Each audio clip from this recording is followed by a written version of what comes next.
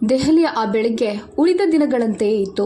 ಮಂದವಾದ ಚಳಿ, ಮನೆಯ ಹೊರಗೆ ಹಾಲು ಮಾರುವವನ ಸೈಕಲ್ ಸದ್ದು ಮತ್ತು ಅಡುಗೆ ಮನೆಯಲ್ಲಿ ತಯಾರಾಗುತ್ತಿದ್ದ ಚಹಾದ ಪರಿಮಳ.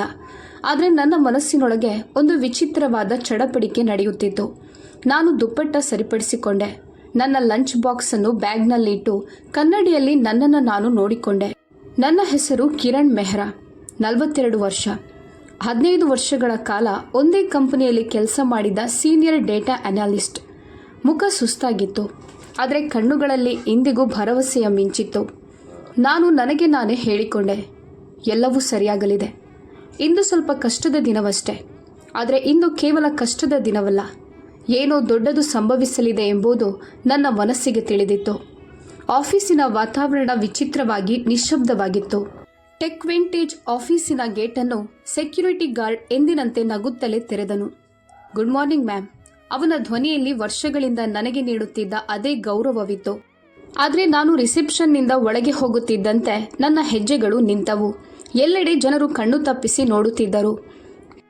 ಯಾರೋ ದೊಡ್ಡ ಸುದ್ದಿಯನ್ನು ಎಲ್ಲರ ನಡುವೆ ಹರಡಿದಂತೆ ಜನರು ಪಿಸುಗುಟ್ಟುತ್ತಿದ್ದರು, ನನಗೊಬ್ಬಳಿಗೆ ಹೊರತಾಗಿ. ನನ್ನ ಜೂನಿಯರ್ ರೋಶಿನಿ ನನ್ನ ಬಳಿ ಬಂದಳು. ಅವಳ ಮುಖದಲ್ಲಿ ಆತಂಕವಿತ್ತು, ಆದರೆ ಅವಳಿಗೆ ಏನನ್ನೂ ಹೇಳಲು ಸಾಧ್ಯವಾಗಲಿಲ್ಲ.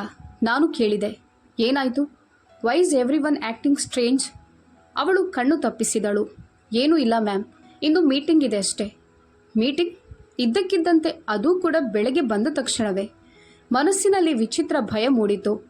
ಕಾನ್ಫರೆನ್ಸ್ ರೂಮ್ನಲ್ಲಿ ಆಟ ಶುರುವಾಗಿತ್ತು. ನಾನು ತಲುಪಿದಾಗ ಟೇಬಲ್ ಮೇಲೆ HR ಹೆಡ್ ಸೀಮಾ ಗುಪ್ತಾ, ನನ್ನ ಮ್ಯಾನೇಜರ್ ವಿಕಾಸ್ ಮತ್ತು ನಾನು ಈ ಹಿಂದೆ ಎಂದೂ ನೋಡಿರದ ಇಬ್ಬರು ಅಪರಿಚಿತರು ಕುಳಿತಿದ್ದರು. ಕೊಠಡಿಯ ಗಾಳಿ ಭಾರವಾಗಿತ್ತು. ಯಾವುದೋ ಮೊದಲೇ ನಿರ್ಧಾರವಾದಂತಿತ್ತು. HR ಸ್ವಲ್ಪ ಬಲವಂತದ ನಗುವಿನೊಂದಿಗೆ ಹೇಳಿದರು, ಕಿರಣ್ ಪ್ಲೀಸ್ ಸಿಟ್. ನಾನು ಕುಳಿತೆ. ಹೃದಯ ಬಡಿತ ಜೋರಾಗಿತ್ತು. ಯಾವಾಗಲೂ ನನ್ನ ಕೆಲಸವನ್ನು ಹೊಗಳಿ ಸುಸ್ತಾಗದ ವಿಕಾಸ್ ಇಂದು ನನ್ನ ಕಣ್ಣುಗಳನ್ನು ನೋಡುವ ಧೈರ್ಯ ಮಾಡುತ್ತಿರಲಿಲ್ಲ. ತದನಂತರ ಸೀಮಾ ಆ ವಾಕ್ಯವನ್ನು ಹೇಳಿದರು.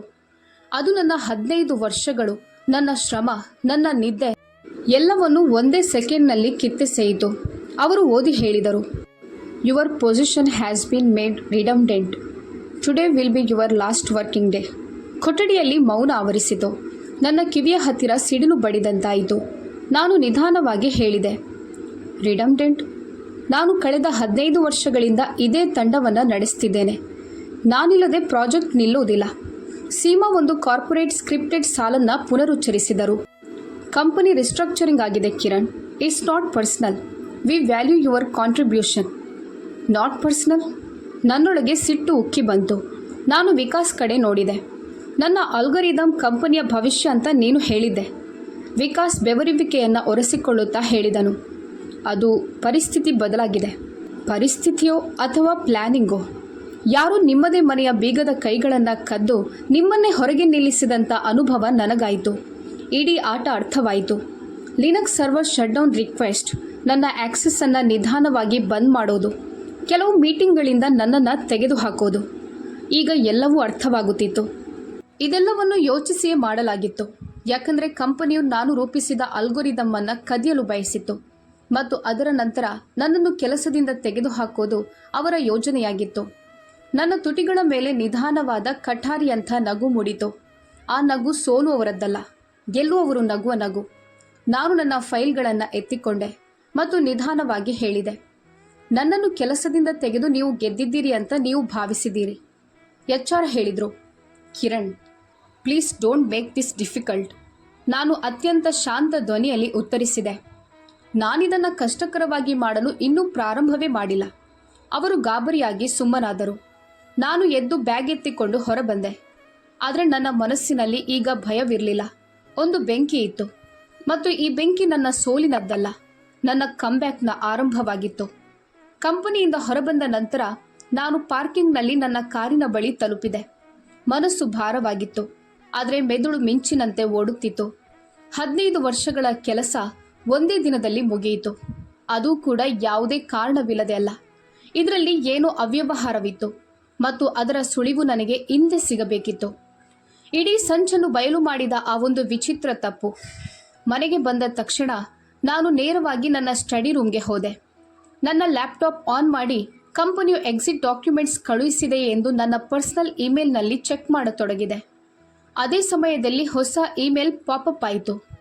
ಕಳುಹಿಸಿದವರು vreddy@tvintage.com.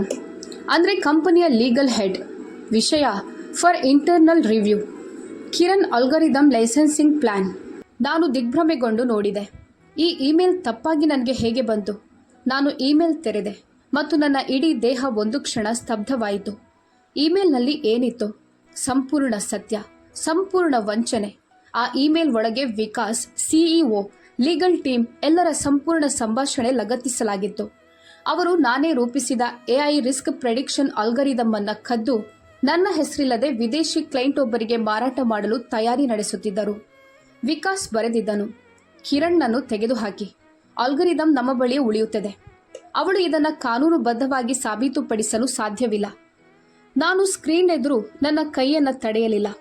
ಡೆಸ್ಕ್ ಮೇಲೆ ಜೋರಾಗಿ ಒಂದು ಹೊಡೆತ ಬಿತ್ತು. ನಾನು ಸಾಬೀತುಪಡಿಸಲು ಸಾಧ್ಯವಿಲ್ಲ ಅಂತ ಅವರಿಗೆ ಅನಿಸಿದೆ. ಅಲ್ಗಾರಿದಮ್ನ ಸೋರ್ಸ್ ಕೋಡ್ ನನ್ನ ಮೆದುಳಿನಲ್ಲಿದೆ ಎಂಬುದು ಅವರಿಗೆ ತಿಳಿದಿಲ್ಲ. ವಂಚನೆ, ಕೋಪ ಮತ್ತು ಅದರ ನಂತರದ ಒಂದು ಭಯಾನಕ ಯೋಜನೆ. ನಾನು ನಡುಗುತ್ತಿದ್ದೆ. ಕೋಪದಿಂದಲ್ಲ, ಒಂದು ತಣ್ಣನೆಯ ಆತ್ಮವಿಶ್ವಾಸದಿಂದ. ಸಂಚು ಸ್ಪಷ್ಟವಾಗಿತ್ತು ಮತ್ತು ಈಗ ನನ್ನ ಬಳಿ ಪುರಾವೆಯೂ ಇತ್ತು. ನಾನು ಸುಮ್ಮನೆ ಕುರ್ಚಿಯ ಮೇಲೆ ಕುಳಿತೆ. ಒಂದು ದೀರ್ಘ ಉಸಿರು ತೆಗೆದುಕೊಂಡೆ ಮತ್ತು ಕಳೆದ ಕೆಲವು ವಾರಗಳಿಂದ ನನ್ನ ಮೆದುಳಿನಲ್ಲಿ ಓಡುತ್ತಿದ್ದ ಒಂದು ನಂಬರನ್ನು ನನ್ನ ಫೋನ್ನಲ್ಲಿ ಡಯಲ್ ಮಾಡಿದೆ. ಒಂದು ಸ್ಪರ್ಧಿ ಕಂಪನಿಯ ಸಿಇಒ ಅರ್ನವ್ ರಜಪೂತ್. ಅವನು 2 ತಿಂಗಳ ಹಿಂದೆ ಒಂದು ಸೀಕ್ರೆಟ್ ಇವೆಂಟ್ನಲ್ಲಿ ನನಗೆ ಹೇಳಿದ್ದನು, ಒಂದೊಮ್ಮೆ ನೀನು ಟೆಕ್ ವಿಂಟೇಜ್ ಬಿಡಲು ಬಯಸಿದರೆ ನನ್ನೊಂದಿಗೆ ಮಾತನಾಡು. ಇಂದು ಆ ದಿನ ಬಂದಿತ್ತು. ನನ್ನ ಧ್ವನಿ ಸಂಪೂರ್ಣವಾಗಿ ಶಾಂತವಾಗಿತ್ತು, ಆದರೆ ಅದರ ಹಿಂದೆ ಬಿರುಗಾಳಿ ಇತ್ತು. ಅರ್ನವ್ ಫೋನ್ ಎತ್ತಿದನು. Hello Kiran, long time. ನಾನು ಹೇಳಿದೆ, ನಾವು ಇಂದು ರಾತ್ರಿ ಭೇಟಿಯಾಗಬಹುದೇ? It's urgent. ಅರ್ನವ್ ಅವರ ಧ್ವನಿ ಗಂಭೀರವಾಯಿತು. ಟೆಕ್ ವಿಂಟೇಜ್ನಲ್ಲಿ ಏನಾದರೂ ಆಗಿದೆಯಾ? ನಾನು ನಿಧಾನವಾಗಿ ಹೇಳಿದೆ, ನಾನು ನಿನಗೆ ಎಲ್ಲ ಮಾಹಿತಿ ನೀಡುತ್ತೇನೆ, ಆದರೆ ಒಂದು ಮಾತು ನೆನಪಿರಲಿ, ನಾವು ಈ ಡೀಲ್ ಮಾಡಿದರೆ ಟೆಕ್ ವಿಂಟೇಜ್ನ ಅಡಿಪಾಯವೇ ಅಲುಗಾಡಲಿದೆ. ಕೆಲವು ಸೆಕೆಂಡುಗಳ ಮೌನದ ನಂತರ ಅರ್ನವ್ ನಿಧಾನವಾಗಿ ಹೇಳಿದನು, ಟುನೈಟ್ 9 PM ಸಾಕೇತ್ನ ರಾಯಲ್ ಇಂಡಿಯಾ ಫ್ಯೂಷನ್ನಲ್ಲಿ. ನಾನು ಫೋನ್ ಇಟ್ಟೆ. ಮುಖದಲ್ಲಿ ಒಂದು ಸಣ್ಣ ನಗು ಮೂಡಿತು. ಈಗ ಆಟ ಸಮಬಲಕ್ಕೆ ಬರಲಿದೆ. ದೆಹಲಿಯ ರಾತ್ರಿ ಎಂದಿನಂತೆ ಮಿನುಗುತ್ತಿತ್ತು, ಆದರೆ ನನ್ನೊಳಗೆ ಒಂದು ವಿಭಿನ್ನವಾದ ಬೆಂಕಿ ಉರಿಯುತ್ತಿತ್ತು. ನಾನು ರೇಷ್ಮೆ ಸೀರೆಯುಟ್ಟು ರಾಯಲ್ ಇಂಡಿಯಾ ಫ್ಯೂಷನ್ ತಲುಪಿದೆ. ದೆಹಲಿಯ ಒಂದು ಹೈ ಎಂಡ್ ರೆಸ್ಟೋರೆಂಟ್. ಅಲ್ಲಿ ದೊಡ್ಡ ದೊಡ್ಡ ವ್ಯಕ್ತಿಗಳು ತಮ್ಮ ದೊಡ್ಡ ದೊಡ್ಡ ಡೀಲ್ಗಳನ್ನು ನಿರ್ಧರಿಸ್ತಾರೆ. ಬಾಗಿಲಲ್ಲಿ ನಿಂತಿದ್ದ ಸ್ಟೀವರ್ಡ್ ನನ್ನನ್ನು ಒಳಗೆ ಕರೆದೊಯ್ದನು. ಅಲ್ಲಿ ಒಂದು ಪ್ರೈವೇಟ್ ಕ್ಯಾಬಿನ್ ಬೆಳಕಿನಲ್ಲಿ ಮಿನುಗುತ್ತಿತ್ತು.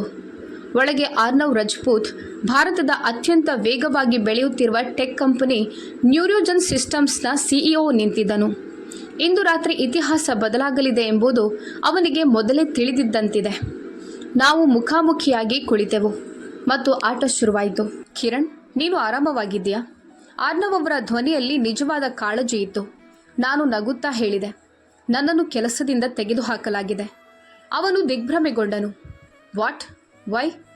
ನಾನು ನನ್ನ ಫೋನ್ ತೆಗೆದೆ. ಆ ತಪ್ಪಾಗಿ ಬಂದ ಇಮೇಲ್ ತೆರೆದು ಅವನ ಕಡೆಗೆ ನೀಡಿದೆ. ಅರ್ನವ್ ಇಮೇಲ್ ಓದಿದನು. ಅವನ ಕಣ್ಣುಗಳಲ್ಲಿ ಸಿಟ್ಟು ಮಿಂಚಿತು. Unbelievable. They try to steal your work. ನಾನು ತಲೆದೂಗಿದೆ ಮತ್ತು ನಾನು ಸುಮ್ಮನಿರುತ್ತೇನೆ ಅಂತ ಅವರು ಭಾವಿಸಿದ್ದರು. ಅರ್ನವ್ ಅವರ ಆಸಕ್ತಿ ಹೆಚ್ಚುತ್ತಾ ಹೋಯಿತು. ಅವನು ಮುಂದೆ ಬಾಗಿ ಹೇಳಿದನು, ಕಿರಣ್, ನಿನ್ನ ಅಲ್ಗಾರಿದಮ್ ಭಾರತದ ಅತ್ಯಂತ ಶಕ್ತಿಶಾಲಿ ರಿಸ್ಕ್ ಇಂಜಿನ್ ಆಗಬಲ್ಲದು. ನಿನ್ನ ಕಂಪನಿ ಬಹಳ ದೊಡ್ಡ ತಪ್ಪು ಮಾಡಿದೆ. ನಾನು ಶಾಂತ ಧ್ವನಿಯಲ್ಲಿ ಹೇಳಿದೆ, ನಾನು ಬಯಸಿದರೆ ನ್ಯೂರೋಜನ್ ಇದನ್ನು ಮುಂದಿನ ಹಂತಕ್ಕೆ ಕೊಂಡೊಯ್ಯಬಹುದು. ಅರ್ನವ್ ನಸು ನಕ್ಕನು. ಆ ನಗು ಒಂದು ಡೀಲ್ ಆಗಿತ್ತು. ಅರ್ನವ್ ನನ್ನ ಕಡೆಗೆ ಕೈ ಚಾಚಿದನು. ಕಿರಣ್, ನಾನು ನಿನಗೆ ಆಫರ್ ನೀಡುತ್ತಿದ್ದೇನೆ. ಚೀಫ್ ಇನೋವೇಷನ್ ಆಫೀಸರ್ ಆಗಿ, ಫುಲ್ ಕ್ರಿಯೇಟಿವ್ ಕಂಟ್ರೋಲ್. ಮತ್ತು ಇದಕ್ಕೆ ಬದಲಾಗಿ ನೀನು ನಿನ್ನ ಹೊಸ ಅಲ್ಗಾರಿದಮ್ ಅನ್ನು ನಮ್ಮೊಂದಿಗೆ ಡೆವಲಪ್ ಮಾಡ್ತೀಯಾ? ಅವನು ನನಗೆ ಒಂದು ಫೋಲ್ಡರ್ ನೀಡಿದನು. ಅದರಲ್ಲಿ ಹೀಗೆ ಬರೆಯಲಾಗಿತ್ತು, base salary 1.25 crore, signing bonus 40 lakh, equity 2.5%. ನಾನು ಕೆಲವು ಸೆಕೆಂಡುಗಳ ಕಾಲ ಸುಮ್ಮನಿದ್ದೆ. ನಂತರ ಕೇಳಿದೆ, ಮತ್ತು ಟೆಕ್ ವಿಂಟೇಜ್ ವಿರುದ್ಧ? ಅರ್ನವ್ ಕಣ್ಣುಗಳಲ್ಲಿ ಹೊಳಪು ಮೂಡಿತು. ನೀನು ನ್ಯೂರೋಜನ್ ಸೇರಿಕೊಂಡಿದ್ಯಾ ಎಂಬ ಪತ್ರಿಕಾ ಪ್ರಕಟಣೆ ಹೊರಬಂದ ತಕ್ಷಣ ಟೆಕ್ ವಿಂಟೇಜ್ ಮಾರುಕಟ್ಟೆಯಲ್ಲಿ ಕುಸಿಯುತ್ತದೆ. ನಾನು ನಿಧಾನವಾಗಿ ಹೇಳಿದೆ, ಮತ್ತು ಆಲ್ಗರಿದಮ್ ಕೇವಲ ನನ್ನ ಬಳಿ ಮಾತ್ರ ಇದೆ ಎಂಬುದು ಅವರಿಗೆ ತಿಳಿದಾಗ ಅವರ ಆಟನೇ ಮುಗಿಯುತ್ತದೆ. ಆರ್ನವ್ ತಲೆದೂಗಿದನು. ಎಕ್ಸಾಕ್ಟ್ಲಿ. ಡೀಲ್ನ ಅಂತಿಮ ಕ್ಷಣ. ನನ್ನ ಶಕ್ತಿ ಮರಳಿ ಬಂದಿತ್ತು. ನಾನು ಕೈ ಚಾಚಿದೆ. ಆರ್ನವ್ ನನ್ನ ಕೈಯನ್ನು ಗಟ್ಟಿಯಾಗಿ ಹಿಡಿದನು ಮತ್ತು ಅದೇ ಕ್ಷಣದಲ್ಲಿ ದೆಹಲಿಯ ಆ ಹೈ ಎಂಡ್ ರೆಸ್ಟೋರೆಂಟ್ನಲ್ಲಿ ಒಂದು ಯುದ್ಧಕ್ಕೆ ಅಡಿಪಾಯ ಹಾಕಲಾಯಿತು. ಯಾವ ಮಹಿಳೆಯನ್ನ ರಿಡಂಡೆಂಟ್ ಎಂದು ಕರೆಯಲಾಗಿತ್ತೋ ಇಂದು ಅವಳು ಟೆಕ್ ವಿಂಟೇಜ್ನ ಸಿಇಒ ಕೂಡ ಕನಸಿನಲ್ಲಿಯೂ ಕಾಣದಂಥ ಸ್ಥಾನದಲ್ಲಿದ್ದಳು. ನಾನು ಎದ್ದು ನಿಂತು ಹೇಳಿದೆ, ಆರ್ನವ್, ನಾನು ನಿಮ್ಮೊಂದಿಗಿದ್ದೇನೆ ಮತ್ತು ಸೋಮವಾರ ಬೆಳಿಗ್ಗೆ ನಿಮ್ಮ ಪತ್ರಿಕಾ ಪ್ರಕಟಣೆ ಹೊರಬಂದಾಗ ಟೆಕ್ ವಿಂಟೇಜ್ನ ನಿಜವಾದ ಡ್ರಾಮಾ ಶುರುವಾಗುತ್ತದೆ. ಆರ್ನವ್ ಎದ್ದು ನಿಂತನು. Welcome to Neurogen Kiran. ನಾನು ಕ್ಯಾಬಿನ್ ಬಾಗಿಲು ತೆರೆದೆ. ಹೊರಗೆ ದೆಹಲಿಯ ತಂಪಾದ ಗಾಳಿ ಇತ್ತು. ಆದರೆ ಅದು ನನ್ನೊಳಗೆ ನಡೆಯುತ್ತಿದ್ದ ಬಿಸಿಯಾದ ಹೋರಾಟವನ್ನು ಶಾಂತಗೊಳಿಸಲು ಸಾಧ್ಯವಾಗಲಿಲ್ಲ.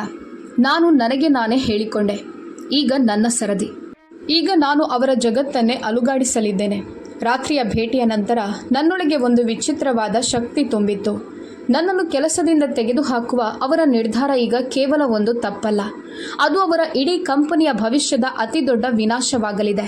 ಇಂದು ಟೆಕ್ ವಿಂಟೇಜ್ನಲ್ಲಿ ನನ್ನ ಕೊನೆಯ ವಾರವಾಗಿತ್ತು. HR ಹೇಳಿದ್ದರು, ಹ್ಯಾಂಡ್ ಓವರ್ ಅನ್ನು ಸರಾಗವಾಗಿ ಮಾಡಿ ಎಂದು. ನಾನು ಮನಸ್ಸಿನಲ್ಲೇ ನಕ್ಕೆ. ಸ್ಮೂತ್.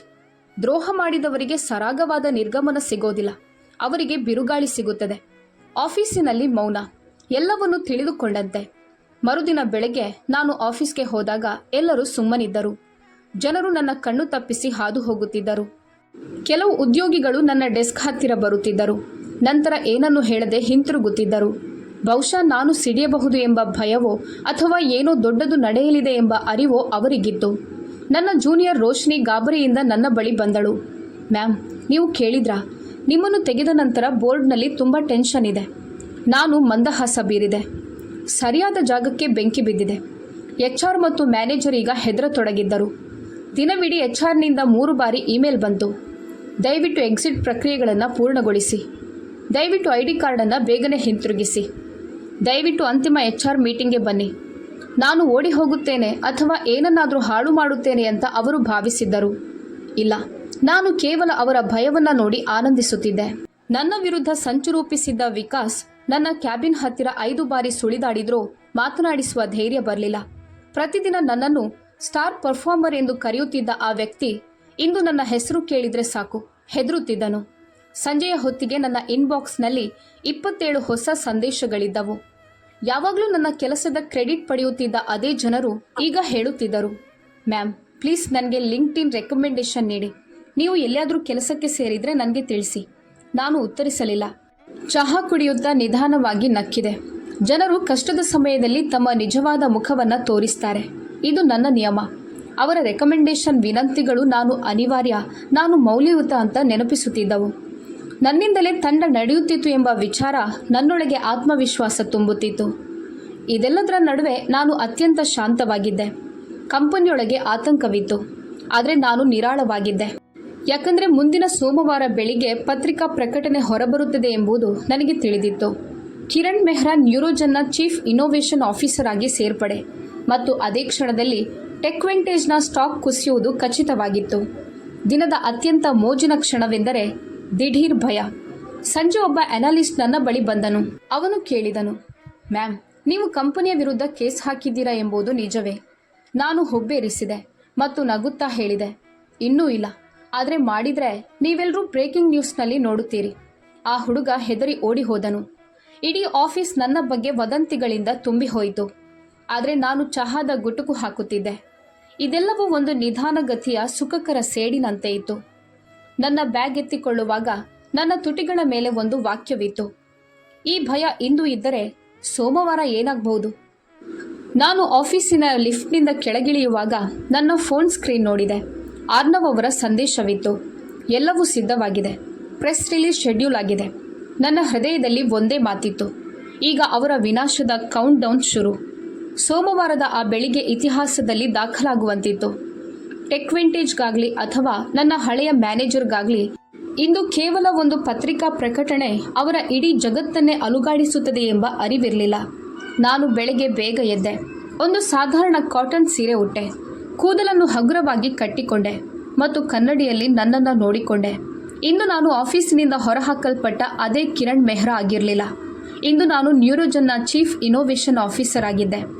ಹೊಸ ಕಂಪನಿಯಲ್ಲಿ ಮೊದಲ ದಿನ, ಆದರೆ ಬಿರುಗಾಳಿ ಬೇರೆಡೆ ಬೀಸುತ್ತಿತ್ತು.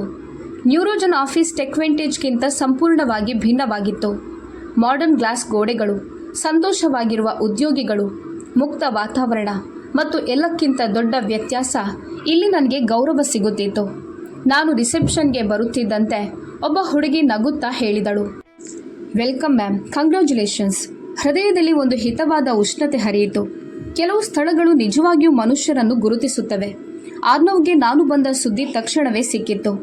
ಅವನು ಸ್ವತಃ ನನ್ನನ್ನು ಬರಮಾಡಿಕೊಳ್ಳಲು ಬಂದನು. ಕಿರಣ್, ಇಂದಿನ ದಿನ ಬಹಳ ದೊಡ್ಡದಾಗಿರುತ್ತದೆ ಎಂದನು. ನಾನು ಶಾಂತ ಧ್ವನಿಯಲ್ಲಿ ಹೇಳಿದೆ, ನನಗಲ್ಲ, ಟೆಕ್ವೆಂಟೇಜ್ಗೆ. ಬೆಳಗ್ಗೆ 9 ಗಂಟೆಗೆ ಆಟವನ್ನೇ ಬದಲಿಸಿದ ಆ ಕ್ಷಣ ಬಂದಿತು. ಆರ್ನವ್ ತನ್ನ ಫೋನ್ನಲ್ಲಿ ಪಬ್ಲಿಷ್ ಬಟನ್ ಒತ್ತಿದನು. ಪತ್ರಿಕಾ ಪ್ರಕಟಣೆ ಹೊರಬಿತ್ತು. Kiran Mehra chief innovation officer ಆಗಿ ನ್ಯೂರೋಜನ್ ಸೇರ್ಪಡೆ, ಬ್ರೇಕ್ ಥ್ರೂ AI ವಿಭಾಗದ ನೇತೃತ್ವ. ಈ ಸಾಲು ಕೇವಲ ಸುದ್ದಿ ಆಗಿರಲಿಲ್ಲ, ಅದು ಟೆಕ್ವೆಂಟೇಜ್ನ ಹೃದಯಕ್ಕೆ ನೇರವಾದ ಏಟಾಗಿತ್ತು. ಕೆಲವೇ ನಿಮಿಷಗಳಲ್ಲಿ ಟೆಕ್ವೆಂಟೇಜ್ನಲ್ಲಿ ಹಾಹಾಕಾರ ಶುರುವಾಯಿತು. 10 ನಿಮಿಷಗಳಲ್ಲಿ ಲಿಂಕ್ಡ್ಇನ್ನಲ್ಲಿ 3000ಕ್ಕೂ ಹೆಚ್ಚು ಲೈಕ್ಸ್, ಟೆಕ್ ಬ್ಲಾಗ್ಗಳಲ್ಲಿ ಸುದ್ದಿ ಟ್ರೆಂಡಿಂಗ್ ಮತ್ತು ಹೂಡಿಕೆದಾರರ ಸಂದೇಶಗಳ ಮಹಾಪೂರ. ಟೆಕ್ವೆಂಟೇಜ್ನ ಇಂಟರ್ನಲ್ ವಾಟ್ಸಪ್ ಗ್ರೂಪ್ಗಳಲ್ಲಿ ಆತಂಕ ಮನೆ ಮಾಡಿತ್ತು. ಕಿರಣ್ ನಮ್ಮ ಪ್ರತಿಸ್ಪರ್ಧಿ ಕಂಪನಿ ಸೇರಿದ್ದಾರೆ. ಈಗ ಅಲ್ಗೊರಿದಮ್ ಕಥೆ ಏನು? ಹೂಡಿಕೆದಾರರು ಪ್ರಶ್ನಿಸುತ್ತಿದ್ದಾರೆ. ಷೇರುಗಳು ಕುಸಿಯುತ್ತಿವೆ. ಕೆಲವು ಜನರು ಕೇಳುತ್ತಿದ್ದರು, ಕಂಪನಿ ದೊಡ್ಡ ತಪ್ಪು ಮಾಡಿದೆ. ಪತ್ರಿಕಾ ಪ್ರಕಟಣೆ ಹೊರಬಂದ 30 ನಿಮಿಷಗಳ ನಂತರ ಟೆಕ್ವೆಂಟೇಜ್ ಷೇರುಗಳಲ್ಲಿ ಕುಸಿತ ಆರಂಭವಾಯಿತು. ಮೊದಲು 2%, ನಂತರ 5%, ಆಮೇಲೆ 7%. ನ್ಯೂಸ್ ಚಾನೆಲ್ಗಳಲ್ಲಿ ಮುಖ್ಯಾಂಶಗಳು ಹೀಗಿದ್ದವು: ಟೆಕ್ವೆಂಟೇಜ್ ಪ್ರಮುಖ ಪ್ರತಿಭೆಯನ್ನು ಪ್ರತಿಸ್ಪರ್ಧಿ ಸಂಸ್ಥೆ ನ್ಯೂರೋಜನ್ ಪಾಲಿಗೆ ಕಳೆದುಕೊಂಡಿದೆ. ಕಿರಣ್ ಮೆಹ್ರಾ ನಿರ್ಗಮನಕ್ಕೆ ಮಾರುಕಟ್ಟೆಯ ನಕಾರಾತ್ಮಕ ಪ್ರತಿಕ್ರಿಯೆ. ಇದು ಕೇವಲ ಆರಂಭವಷ್ಟೇ. ನನ್ನ ಹಳೆಯ ಮ್ಯಾನೇಜರ್ನ ಭಯ ಈಗ ಸ್ಪಷ್ಟವಾಗಿ ಕಾಣುತ್ತಿತ್ತು. ವಿಕಾಸ್ ನನಗೆ 3 ಬಾರಿ ಕಾಲ್ ಮಾಡಿದನು. ನಾನು ಫೋನ್ ಎತ್ತಲಿಲ್ಲ. ನಂತರ ವಾಟ್ಸಪ್ನಲ್ಲಿ ಸಂದೇಶ ಬಂತು, ಕಿರಣ್, ನಾವು ಮಾತನಾಡಬಹುದಾ? ಇದು ತುರ್ತು. ನಾನು ಸಂದೇಶ ಓದಿ ನಕ್ಕಿದೆ. ಇನ್ನೂ ಇಲ್ಲ. ಈಗ ನೀನು ಹೆದರು. ನ್ಯೂರೋಜನ್ನಲ್ಲಿ ನನ್ನ ಸ್ವಾಗತ ಒಂದು ಹೊಸ ಅಧ್ಯಾಯದ ಆರಂಭವಾಗಿತ್ತು. ಆರ್ನವ್ ಮತ್ತು ಬೋರ್ಡ್ ನನ್ನ ಹೆಸರಿನ ದೊಡ್ಡ ವೆಲ್ಕಮ್ ಪ್ರೆಸೆಂಟೇಷನ್ ಏರ್ಪಡಿಸಿದ್ದರು. ಜನರು ಚಪ್ಪಾಳೆ ತಟ್ಟುತ್ತಿದ್ದರು. CEO ನನ್ನ ಪಕ್ಕದಲ್ಲಿ ನಿಂತಿದ್ದನು. ಪ್ರಾಜೆಕ್ಟರ್ಗಳಲ್ಲಿ ನನ್ನ ಹೆಸರು ಮಿನುಗುತ್ತಿತ್ತು. ಆದರೆ ನನ್ನ ಹೃದಯದಲ್ಲಿ ಒಂದು ಬರ್ನಿಂಗ್ ಕಾನ್ಫಿಡೆನ್ಸ್ ಇತ್ತು. ನಾನಿಲ್ಲಿ ಕೇವಲ ಕೆಲಸ ಮಾಡಲು ಬಂದಿಲ್ಲ. ನಾನಿಲ್ಲಿ ಇಂಡಸ್ಟ್ರಿಯನ್ನೇ ಬದಲಿಸಲು ಬಂದಿದ್ದೇನೆ. ಅದೇ ಸಮಯದಲ್ಲಿ ಟೆಕ್ವೆಂಟೇಜ್ನಲ್ಲಿ CEO ತುರ್ತು ಸಭೆ ನಡೆಸುತ್ತಿದ್ದರು. ನಾವೇನು ಮಾಡಿದೆವು? ಕಿರಣ್, ಅಲ್ಗೊರಿದಮ್ ಕೇವಲ ಅವಳಿಗೆ ಮಾತ್ರ ತಿಳಿದಿತ್ತು. ಲೀಗಲ್ ಟೀಮ್ ಆತಂಕದಲ್ಲಿತ್ತು. ಸರ್, ಕಿರಣ್ ಒಂದು ವೇಳೆ ಹೊಸ ವರ್ಷನ್ ತಯಾರಿಸಿದರೆ ನಮ್ಮ ಎಲ್ಲ ಡೀಲ್ಗಳು ಅಪಾಯಕ್ಕೆ ಸಿಲುಕುತ್ತವೆ. ಬೋರ್ಡ್ ಸದಸ್ಯರು ಕಿರುಚುತ್ತಿದ್ದರು. ಅವಳನ್ನು ಕೆಲಸದಿಂದ ತೆಗೆಯಲು ನಿರ್ಧರಿಸಿದವರು ಯಾರು? ಮತ್ತು ವಿಕಾಸ್ ಮೂಲೆಯಲ್ಲಿ ಸುಮ್ಮನೆ ಕುಳಿತಿದ್ದನು. ನನ್ನೊಳಗೆ ಒಂದೇ ಆಲೋಚನೆ ಇತ್ತು, ಇದು ಕೇವಲ ಆರಂಭವಷ್ಟೇ. ಇನ್ನೂ ಬಹಳಷ್ಟು ಬಾಕಿ ಇದೆ. ನ್ಯೂರೋಜನ್ನಲ್ಲಿ ನಿಂತು ನಾನು ನನ್ನನ್ನು ಶಾಂತಗೊಳಿಸಿಕೊಂಡೆ. ಕಿರಣ್, ಇದು ನಿನ್ನ ಗೆಲುವಿನ ಮೊದಲ ಅಧ್ಯಾಯ. ಮತ್ತೊಂದೆಡೆ, ತಾವು ಯಾವ ಮಹಿಳೆಯನ್ನು ಅಸಹಾಯಕಳೆಂದು ಭಾವಿಸಿದ್ದರೋ ಅವಳೇ ಇಂದು ತಮ್ಮ ಅತಿದೊಡ್ಡ ಸೋಲಾಗಿದ್ದಾಳೆ ಎಂಬುದು ಟೆಕ್ವೆಂಟೇಜ್ಗೆ ಅರಿವಾಗಿತ್ತು. ಟೆಕ್ವೆಂಟೇಜ್ನಲ್ಲಿನ ಅವ್ಯವಸ್ಥೆ ಈಗ ಹತೋಟಿ ಮೀರಿತ್ತು. ನನ್ನ ಪತ್ರಿಕಾ ಪ್ರಕಟಣೆ ಕೇವಲ ಸುದ್ದಿಯನ್ನು ಹರಡಿರಲಿಲ್ಲ, ಅದು ಅವರ ಅಡಿಪಾಯವನ್ನೇ ಅಲುಗಾಡಿಸಿತ್ತು. ಆದರೆ ನಿಜವಾದ ಬಿರುಗಾಳಿ ಇನ್ನೂ ಬರಬೇಕಿತ್ತು. ಬೋರ್ಡ್ ರೂಮ್ನಲ್ಲಿ CEO ಬೆವರುತ್ತಿದ್ದನು. ಲೀಗಲ್ ಹೆಡ್ ಕೋಪದಿಂದ ನಡುಗುತ್ತಿದ್ದನು ಮತ್ತು ನನ್ನ ವಿರುದ್ಧ ಸಂಚು ರೂಪಿಸಿದ್ದ ವಿಕಾಸ್ ಮೂಲೆಯಲ್ಲಿ ತಲೆ ತಗ್ಗಿಸಿ ಕುಳಿತಿದ್ದನು. ಯಾರೋ ಅವನಿಂದ ನಿಲ್ಲುವ ಶಕ್ತಿಯನ್ನೇ ಕಿತ್ತುಕೊಂಡಂತೆ ಕಾಣುತ್ತಿತ್ತು. ಒಬ್ಬ ಬೋರ್ಡ್ ಸದಸ್ಯ ಕಿರುಚಿದನು, ಕಿರಣ್ ಇಲ್ಲದೆ ಅಲ್ಗೊರಿದಮ್ ನಡೆಯಲು ಸಾಧ್ಯವೇ ಇಲ್ಲ. ಇನ್ನೊಬ್ಬನು ಹೇಳಿದನು, ನಮ್ಮ ಅತಿದೊಡ್ಡ ಗ್ರಾಹಕನು ಕಿರಣ್ ಎಲ್ಲಿದ್ದಾರೆ ಅಂತ ಕೇಳ್ತಿದ್ದಾನೆ. ಮೂರನೆಯವನು, ಸ್ಟಾಕ್ ಕುಸಿಯುತ್ತಿದೆ, ಹೂಡಿಕೆದಾರರು ನಮ್ಮಿಂದ ಉತ್ತರ ಬಯಸುತ್ತಿದ್ದಾರೆ. CEO ವಿಕಾಸ್ ಕಡೆಗೆ ತಿರುಗಿ ಹೇಳಿದನು, ಅಲ್ಗೊರಿದಮ್ ಕಂಪನಿಯ ಬಳಿಯೇ ಇರುತ್ತದೆ ಅಂತ ನೀನು ಹೇಳಿದ್ದೆ. ಈಗ ಹೇಳು, ಕೋಡ್ ಎಲ್ಲಿದೆ? ವಿಕಾಸ್ ಧ್ವನಿ ನಡುಗಿತು. ಸರ್, ನಾನದು ಬ್ಯಾಕಪ್ ಸರ್ವರ್ನಲ್ಲಿರುತ್ತದೆ ಅಂತ ಭಾವಿಸಿದ್ದೆ. CEO ಗುಡುಗಿದನು, ನೀನು ಅದನ್ನು ಪರಿಶೀಲಿಸಿಯೂ ಇರಲಿಲ್ವಾ? ಕೊಠಡಿಯಲ್ಲಿ ಮೌನ ಆವರಿಸಿತು. ತಾವು ಇತಿಹಾಸದ ಅತಿದೊಡ್ಡ ತಪ್ಪು ಮಾಡಿದ್ದೇವೆ ಅಂತ ಎಲ್ಲರಿಗೂ ಅರ್ಥವಾಯಿತು. ಅತ್ತ ನ್ಯೂರೋಜನ್ನಲ್ಲಿ ನನ್ನ ತಂಡ ರೂಪುಗೊಳ್ಳಲಾರಂಭಿಸಿತು. ನಾನು ಕೆಲಸಕ್ಕೆ ಸೇರಿದ ಕೆಲವೇ ಗಂಟೆಗಳಲ್ಲಿ ಲಿಂಕ್ಡ್ಇನ್ನಲ್ಲಿ ಸಂದೇಶಗಳ ಸುರಿಮಳೆಯಾಯಿತು. ಮೊದಲು ಬಂದ ಸಂದೇಶ, ಮ್ಯಾಮ್, ನಾವು ನಿಮ್ಮೊಂದಿಗೆ ಬರಲು ಬಯಸುತ್ತೇವೆ. Anita, senior developer, Techvantage. ನಂತರ ಎರಡನೆಯದ್ದು, ಮ್ಯಾಮ್ ದಯವಿಟ್ಟು ಅವಕಾಶಗಳಿದ್ರೆ ತಿಳಿಸಿ, ಟೆಕ್ವೆಂಟೇಜ್ ಕುಸಿಯುತ್ತಿದೆ. ನಂತರ ಮೂರನೇ, ನಾಲ್ಕನೇ, ಐದನೇ. ನೋಡುತ್ತಿದ್ದಂತೆ ನನ್ನ ಹಳೆಯ ತಂಡದ 12 ಜನರು ಟೆಕ್ವೆಂಟೇಜ್ ಬಿಡಲು ನಿರ್ಧರಿಸಿದರು. ಇದು ಸಣ್ಣ ವಿಷಯವಲ್ಲ, ಇದು ನೇರವಾಗಿ ಒಂದು ಟೆಕ್ ಕಂಪನಿಯ ಅವನತಿ. ನನ್ನ ಹೃದಯದಲ್ಲಿ ಒಂದು ತೃಪ್ತಿಯ ಭಾವನೆ ಮೂಡಿತು. ಈಗ ಅವರಿಗೆ ಕಿರಣ್ ಮೆಹ್ರಾರನ್ನು ತೆಗೆದುಹಾಕೋದು ಎಷ್ಟು ದುಬಾರಿಯಾಯಿತು ಎಂಬುದು ತಿಳಿಯುತ್ತದೆ. ಮಾಧ್ಯಮಗಳು ಈ ಸುದ್ದಿಯನ್ನು ಎತ್ತಿಕೊಂಡವು. ಟೆಕ್ವೆಂಟೇಜ್ ಇಡೀ ಎಐ ವಿಭಾಗವನ್ನು ಕಳೆದುಕೊಂಡಿದೆ. ಕಿರಣ್ ಮೆಹ್ರಾ ಅವರೊಂದಿಗೆ ನ್ಯೂರೋಜನ್ ಸುದ್ದಿಯಲ್ಲಿದೆ. ಬೇಜವಾಬ್ದಾರಿ ನಾಯಕತ್ವಕ್ಕಾಗಿ ಸಿಇಒಗೆ ಪ್ರಶ್ನೆಗಳು. ಲೀಗಲ್ ಹೆಡ್ ಕಿರುಚಿದನು. ಸರ್, ಕಿರಣ್ ಒಂದು ವೇಳೆ ತನ್ನ ಹೊಸ ಅಲ್ಗರಿದಮ್ ಲಾಂಚ್ ಮಾಡಿದರೆ ನಮ್ಮ ಎಲ್ಲ ಡೀಲ್ಗಳು ಉಲ್ಲಂಘನೆಯಾಗುತ್ತವೆ. ಸಿಇಒ ತಲೆ ಹಿಡಿದುಕೊಂಡನು. ನಾವು ಅವಳನ್ನು ತಡೆಯಲೇಬೇಕು. ಲೀಗಲ್ ಹೆಡ್ ಹೇಳಿದನು. ನಾವು ಲೀಗಲ್ ನೋಟಿಸ್ ಕಳುಹಿಸೋಣ. ಮತ್ತು ಅದೇ ಸಂಜೆ ನನ್ನ ಇನ್ಬಾಕ್ಸ್ಗೆ ಒಂದು ಇಮೇಲ್ ಬಂತು. 1 ವರ್ಷದವರೆಗೆ ನೀವು ಇದೇ ರೀತಿಯ ಅಲ್ಗರಿದಮ್ನಲ್ಲಿ ಕೆಲಸ ಮಾಡುವಂತಿಲ್ಲ. ಟೆಕ್ವೆಂಟೇಜ್ ಲೀಗಲ್ ಡಿಪಾರ್ಟ್ಮೆಂಟ್. ನಾನು ಇಮೇಲ್ ಓದಿದೆ. ನಾನು ನಕ್ಕೆ. ಜೋರಾಗಿ ಹೊಟ್ಟೆ ಹಿಡಿದುಕೊಂಡಲ್ಲ, ಬದಲಾಗಿ ಶತ್ರುಗಳನ್ನು ಅಳಿಸುವಂಥ ಒಂದು ತಣ್ಣನೆಯ ಆತ್ಮವಿಶ್ವಾಸದ ಮಂದಹಾಸದೊಂದಿಗೆ. ನಾನು ಹೀಗೆ ಉತ್ತರಿಸಿದೆ. ನಾನು ಸ್ವತಂತ್ರವಾಗಿ ರೂಪಿಸಿದ ಆಲೋಚನೆಯ ಮೇಲೆ ಕೆಲಸ ಮಾಡದಂತೆ ನೀವು ನನ್ನನ್ನು ನಿರ್ಬಂಧಿಸಲು ಸಾಧ್ಯವಿಲ್ಲ. ಇದಕ್ಕೆ ವಿರುದ್ಧವಾಗಿರುವ ನಿಮ್ಮ ಎಲ್ಲ ಆಂತರಿಕ ದಾಖಲೆಗಳು ಈಗಾಗಲೇ ನನ್ನ ಬಳಿ ಸಂಗ್ರಹವಾಗಿವೆ. 5 ನಿಮಿಷಗಳ ನಂತರ ಲೀಗಲ್ ಹೆಡ್ ಇಮೇಲನ್ನು ಹಿಂಪಡೆದರು. ಟೆಕ್ವೆಂಟೇಜ್ ಚೂರಾಗಿತ್ತು. ನನ್ನ ಪ್ರಭಾವ ಹೆಚ್ಚುತ್ತಿತ್ತು. ಇಡೀ ಇಂಡಸ್ಟ್ರಿ ನನ್ನ ಹೆಸರಿಗೆ ನಡುಗುತ್ತಿತ್ತು. ನ್ಯೂರೋಜನ್ನಲ್ಲಿ ನಾನು ನನ್ನ ಹೊಸ ಅಲ್ಗರಿದಮ್ ಕೀರಾ 2.0 ಮೇಲೆ ಕೆಲಸ ಪ್ರಾರಂಭಿಸಿದೆ. ಇದು ನನ್ನ ಹಳೆಯ ಅಲ್ಗರಿದಮ್ಗಿಂತ 3 ಪಟ್ಟು ಹೆಚ್ಚು ಶಕ್ತಿಯುತವಾಗಿತ್ತು. ಇಂಡಸ್ಟ್ರಿ ಬ್ಲಾಗ್ಗಳು ಸಂದರ್ಶನಕ್ಕಾಗಿ ಸಾಲು ನಿಂತವು. ಯೂಟ್ಯೂಬ್ ಚಾನೆಲ್ಗಳಲ್ಲಿನ ಮುಖ್ಯಾಂಶಗಳು ಹೀಗಿದ್ದವು: the women who took down a tech giant. Tech ದೈತ್ಯ ಸಂಸ್ಥೆಯನ್ನು ಕೆಳಗುರುಳಿಸಿದ ಮಹಿಳೆ. ಲಿಂಕ್ಡ್ಇನ್ನಲ್ಲಿ ನನ್ನ ಪೋಸ್ಟ್ಗಳಿಗೆ ಲಕ್ಷಾಂತರ ಜನರು ಸ್ಪಂದಿಸುತ್ತಿದ್ದರು ಮತ್ತು ಟೆಕ್ವೆಂಟೇಜ್ ಹೆಸರು ಪ್ರತಿ ಸುದ್ದಿಯಲ್ಲೂ ಬಿಕ್ಕಟ್ಟು, ನಷ್ಟ, ಪತನ ಎಂಬ ಪದಗಳೊಂದಿಗೆ ಬರುತ್ತಿತ್ತು. ನನ್ನ ಮೆದುಳಿನಲ್ಲಿ ಒಂದೇ ವಾಕ್ಯ ಓಡುತ್ತಿತ್ತು: ಬಿರುಗಾಳಿಯ ಆರಂಭ ಈಗಷ್ಟೇ ಆಗಿದೆ, ನಿಜವಾದ ಸೇಡು ಇನ್ನೂ ಬಾಕಿ ಇದೆ. ಟೆಕ್ವೆಂಟೇಜ್ ಈಗ ಅಧಿಕೃತವಾಗಿ ಮುಳುಗುತ್ತಿರುವ ಹಡಗಾಗಿತ್ತು. ಆದರೆ ನಾನು ನಿರೀಕ್ಷಿಸಿದಂತೆ ಈಗ ನಿಜವಾದ ಡ್ರಾಮಾ ಶುರುವಾಯಿತು. ಅವರ ಕೊನೆಯ ನಡೆ, ಲೀಗಲ್ ಅಟ್ಯಾಕ್. ಒಂದು ಬೆಳಗ್ಗೆ ನಾನು ನ್ಯೂರೋಜನ್ ಕ್ಯಾಬಿನ್ನಲ್ಲಿ ಕುಳಿತು ಕೀರಾ 2.0ನ ರಿಸ್ಕ್ ಮಾಡೆಲಿಂಗ್ ಗ್ರಾಫ್ಗಳನ್ನು ನೋಡ್ತಿದ್ದೆ. ಆಗ HR ಒಳಗೆ ಬಂದರು. ಮ್ಯಾಮ್, ಟೆಕ್ವೆಂಟೇಜ್ನಿಂದ ನಿಮಗೆ ಲೀಗಲ್ ಕೊರಿಯರ್ ಬಂದಿದೆ. ನಾನು ಲಕೋಟೆ ಪಡೆದೆ. ಟೆಕ್ವೆಂಟೇಜ್ನ ಲೆಟರ್ ಹೆಡ್ ನೋಡಿದೆ ಮತ್ತು ಭಯವಿಲ್ಲದೆ ಅದನ್ನು ತೆರೆದೆ. ಅದರಲ್ಲಿ ಹೀಗಿತ್ತು: ನೀವು ಗೌಪ್ಯತೆಯ ನಿಯಮಗಳನ್ನು ಉಲ್ಲಂಘಿಸಿದ್ದೀರಿ. ನೀವು ತಕ್ಷಣವೇ ಯಾವುದೇ ಅಲ್ಗರಿದಮ್ ಅಭಿವೃದ್ಧಿಯ ಕೆಲಸವನ್ನು ನಿಲ್ಲಿಸಬೇಕು. ಕೆಳಗೆ ವಿಕ್ರಮ್ ರೆಡ್ಡಿ, ಲೀಗಲ್ ಹೆಡ್, ಟೆಕ್ವೆಂಟೇಜ್ ಅವರ ಸಹಿ ಇತ್ತು. ನಾನು ನಕ್ಕೆ. ಒಂದು ಸುದೀರ್ಘವಾದ, ಶಾಂತವಾದ, ಆತ್ಮವಿಶ್ವಾಸದ ನಗು. ಅದನ್ನು ನೋಡಿ HR ಹೆದರಿದರು. ಮ್ಯಾಮ್, ನೀವು ಆರಾಮವಾಗಿದ್ದೀರಾ? ನಾನು ಹೇಳಿದೆ, ಎಂದಿಗಿಂತಲೂ ಈಗ ಚೆನ್ನಾಗಿದ್ದೇನೆ. ನಾನು ನನ್ನ ಫೋನ್ ಎತ್ತಿಕೊಂಡೆ. ಎಲ್ಲ ಪುರಾವೆಗಳು ಸಿದ್ಧವಾಗಿದ್ದವು. ತಪ್ಪಾಗಿ ನನಗೆ ಬಂದಿದ್ದ ಇಮೇಲ್ಗಳನ್ನು ನಾನು ಲಗತ್ತಿಸಿದೆ. ಅದರಲ್ಲಿ ನನ್ನನ್ನು ಕೆಲಸದಿಂದ ತೆಗೆದ ನಂತರ ಅವರು ನನ್ನ ಅಲ್ಗರಿದಮ್ ಅನ್ನು ಮಾರಾಟ ಮಾಡಲು ಯೋಜಿಸುತ್ತಿದ್ದಾರೆಂದು ಬರೆಯಲಾಗಿತ್ತು. ನಾನು ಹೀಗೆ ಪ್ರತ್ಯುತ್ತರ ಕಳುಹಿಸಿದೆ: ನೀವು ನನ್ನ ಕೆಲಸವನ್ನು ಕದ್ದಿದ್ದೀರಿ. ನೀವು ನನ್ನ ವಿರುದ್ಧ ಸಂಚು ರೂಪಿಸಿದ್ದೀರಿ ಮತ್ತು ಪ್ರತಿಯೊಂದು ಪುರಾವೆಯೂ ನನ್ನ ಬಳಿ ಇದೆ. ನಿಮ್ಮ ಎಲ್ಲ ಬೆದರಿಕೆಗಳನ್ನು ಹಿಂಪಡೆಯಿರಿ, ಇಲ್ಲದಿದ್ದರೆ ನಾನು ಕ್ರಿಮಿನಲ್ ಕೇಸ್ ದಾಖಲಿಸುತ್ತೇನೆ. 20 ನಿಮಿಷಗಳ ನಂತರ ಲೀಗಲ್ ಹೆಡ್ ಪ್ರತ್ಯುತ್ತರ ನೀಡಿದರು. ನಾವು ಇದನ್ನು ಶಾಂತಿಯುತವಾಗಿ ಬಗೆಹರಿಸಿಕೊಳ್ಳಲು ಬಯಸುತ್ತೇವೆ. ಅವರಿಗೆ ಭಯವಾಗಿತ್ತು. ಮಾಧ್ಯಮಗಳು ನನ್ನ ಕಥೆಯನ್ನು ಎತ್ತಿಕೊಂಡವು. ಟೆಕ್ ನ್ಯೂಸ್ ಇಂಡಿಯಾ ಲೇಖನ ಪ್ರಕಟಿಸಿತು: ಭಾರತದ ಟಾಪ್ AI ಇಂಜಿನ್ ಹಿಂದಿರುವ ಮಹಿಳೆಯನ್ನ ಟೆಕ್ವೆಂಟೇಜ್ ಯಾಕೆ ಕಳೆದುಕೊಂಡಿತು? ಯೂಟ್ಯೂಬ್ನಲ್ಲಿ ವಿಡಿಯೋಗಳು ಟ್ರೆಂಡ್ ಆಗಲಾರಂಭಿಸಿದವು. ತನ್ನದೇ ಕಂಪನಿಯನ್ನು ಕೆಳಗುರುಳಿಸಿದ ವಿಸ್ಲ್ ಬ್ಲೋವರ್, ಕಿರಣ್ ವರ್ಸಸ್ ಟೆಕ್ವೆಂಟೇಜ್. ಇದೇ ಸಮಯದಲ್ಲಿ ನನ್ನ ಹಳೆಯ ಕಂಪನಿಯ 22 ಉದ್ಯೋಗಿಗಳು ಅಧಿಕೃತವಾಗಿ ರಾಜೀನಾಮೆ ನೀಡಿ ನ್ಯೂರೋಜನ್ ಸೇರಿಕೊಂಡರು. ಆರ್ನವ್ ನನ್ನ ಕ್ಯಾಬಿನ್ಗೆ ಬಂದು ಹೇಳಿದರು: ಕಿರಣ್, ನೀನೊಂದು ಇಡೀ ಕಂಪನಿಯನ್ನೇ ಖಾಲಿ ಮಾಡಿಬಿಟ್ಟಿದ್ಯಾ. ನಾನು ನಗುಮೊಗದಿಂದ ಹೇಳಿದೆ: ಇಲ್ಲ ಅರ್ನವ್, ಅವರಿಗೆ ಯಾವುದು ಸಲ್ಲಬೇಕಿತ್ತೋ ಅದನ್ನೇ ನಾನು ನೀಡಿದ್ದೇನೆ. ಒಬ್ಬ ಉತ್ತಮ ನಾಯಕ. ಟೆಕ್ವೆಂಟೇಜ್ ಪರಿಸ್ಥಿತಿ ಈಗ ಶೋಚನೀಯವಾಗಿತ್ತು. ಗ್ರಾಹಕರು ಹಿಂದೆ ಸರಿಯುತ್ತಿದ್ದರು. ಬೋರ್ಡ್ ಸದಸ್ಯರು CEO ಮೇಲೆ ಕಿರುಚುತ್ತಿದ್ದರು ಮತ್ತು ವಿಕಾಸ್ ಕಣ್ಣಲ್ಲಿ ನೀರಿತ್ತು.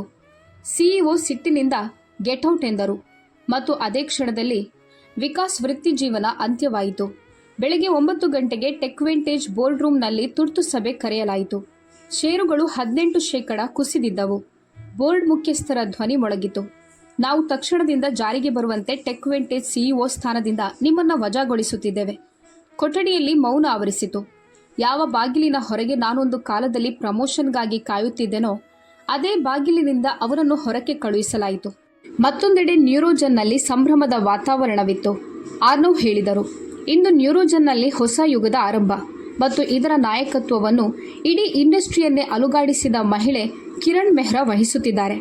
ಮಧ್ಯಾಹ್ನ ಬ್ರೇಕಿಂಗ್ ನ್ಯೂಸ್ ಪ್ರಸಾರವಾಯಿತು. ಹಗರಣದ ನಡುವೆ ಟೆಕ್ವೆಂಟೇಜ್ ಸಿಇಒ ರಾಜೀನಾಮೆ, ನ್ಯೂರೋಜನ್ ಸಂಸ್ಥೆಗೆ ಭರ್ಜರಿ ಜಯ. ಒಬ್ಬ ನಿರೂಪಕ ಹೇಳಿದರು, ಒಬ್ಬ ಮಹಿಳೆ ಇಡೀ ಭ್ರಷ್ಟಾಚಾರದ ಜಾಲವನ್ನೇ ಬಯಲು ಮಾಡಿದ್ದಾರೆ. ನಾನು ನಿರಾಳವಾಗಿ ಚಹಾ ಕುಡಿಯುತ್ತಿದ್ದೆ. 1 ವಾರದ ನಂತರ ಇಂಡಿಯಾ ಟೆಕ್ ಲೀಡರ್ಸ್ ಸಮಿಟ್ನಲ್ಲಿ ನನ್ನನ್ನು ಮುಖ್ಯ ವೇದಿಕೆಗೆ ಆಹ್ವಾನಿಸಲಾಯಿತು. ಸುಮಾರು 2,000 ಜನರು ಎದ್ದು ನಿಂತು ಗೌರವ ಸೂಚಿಸಿದರು. ನಾನು ಮೈಕ್ ಹಿಡಿದು ಹೇಳಿದೆ, ಯಾರಾದರೂ ನಿಮ್ಮ ಕೆಲಸವನ್ನು ಕದಿಯಲು ಪ್ರಯತ್ನಿಸಿದಾಗ ನೀವು ನಿಮ್ಮ ಕೆಲಸವನ್ನು ಇನ್ನಷ್ಟು ದೊಡ್ಡದಾಗಿ ಬೆಳೆಸಿ.